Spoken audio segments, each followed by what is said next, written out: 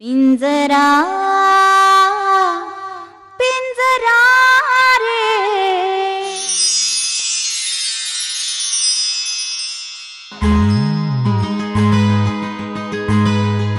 अनोळखी वाटेवर ओळखीचा भेटेवारा अनोळखी वाटेवर ओळखीचा भेटेवारा घडी भरा हरखतो प्रवासाचा क्षीण सारा। तुला सांगितलं होतं मी आधी माझ्या पोटात तुझा बाळ आहे म्हणून, तर म्हणालास अबॉर्ट कर आणि आता बरं बाळाचा पुळका येतोय रे तुला आणि या गोष्टीबद्दल मी तुझं कौतुक करावं अशी तुझी अपेक्षा आहे? अगं तुझ्या आईनी गुंड पाठवून मारलं होतं मला। लोक प्रेमात काय काय करतात, पण ते विष्णूने तुझ्या दोन कानाखाली काय मारलं लगेच घाबरून पळून गेलास? पळून नाही गेलो मी, तुझ्या आईच्या त्या गुंडांनी मला मध्य प्रदेशात नेऊन सोडलं होतं। इथं जवळपास सोडण्यापेक्षा कुठेतरी लांब सोडायला पाहिजे होतं तुला। तिथेच बरा होतो मध्य प्रदेशात, या आठवणीने तडफडत इकडे आलोय। आलास ना बोंबलत, मग इथे सुद्धा बोंबा मारतच बस तू। अगं पण आलो ना परत, आणि परत आलो तर तुला वीरशी संसार करायचा होता। ओजस हे नावच तुझ्या डिक्शनरीतनं कट केलं होतंस तू, तुला वीर हवा होता ना? कारण तो संसार करण्याच्या लायकीचा माणूस आहे। पण त्याच्याशी संसार करण्याच्या लायकीची तू आहेस का?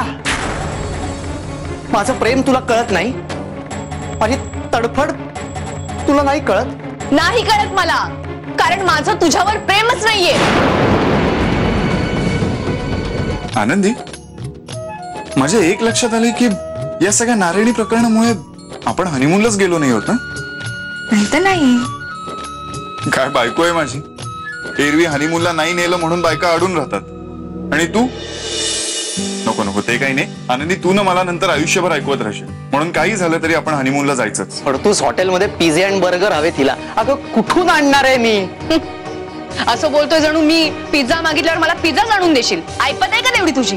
एक्सक्यूज मी, या माणसाची ऐपत काढतीयस ना, त्याच्याशी लग्न झालंय तुझं, हे विसरू नकोस।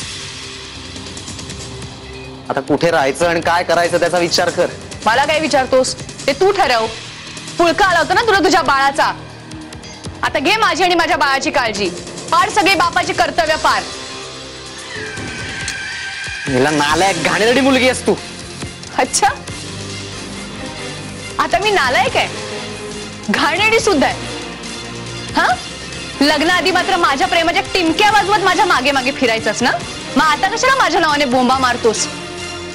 लग्न केलंस ना माझ्याशी, आता भोग कर्माची फळं। जा पिझ्झा आणायचा माझ्यासाठी, निघा।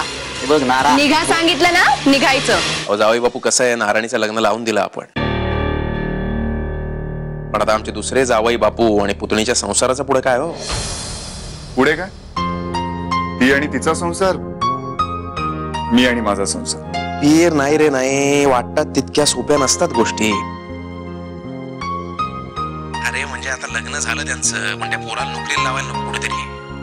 खाणार काय नाही तर ते का तू आयुष्यभर भरणार आहेस त्यांच्या त्या लॉजची बिलं? गोरख दादा, हे मात्र खरं, आपण सगळ्यात आधी त्याच्या राहण्याची सोय करायला हवी। नाही नाही नाही, त्याची काळजी तू करू नकोस, मी तिला वाड्यावरच घेऊन येणार। आता कसाही असला तो तरी जावई आहे ना आमचा। मी आता लगेच नारायणीला फोन करतो, बोलतो तिच्याशी, आणि मग तुला कळवतो, ठरवू पुढे काय करायचं ते। ठीक आहे? जसं तू म्हणशील तसंच, कारण या गोष्टीत जर मी माझ्या बायकोच्या डोक्याने चाललो ना गोरख दादा, तर पुन्हा सगळे घोळ व्हायचे। हे वीर, आनंदी कशी आहे? झाक।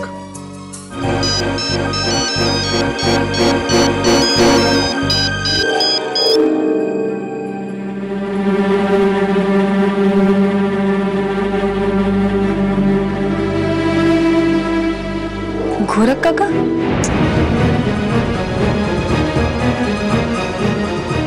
नारायणी फोन का उचलत नाही?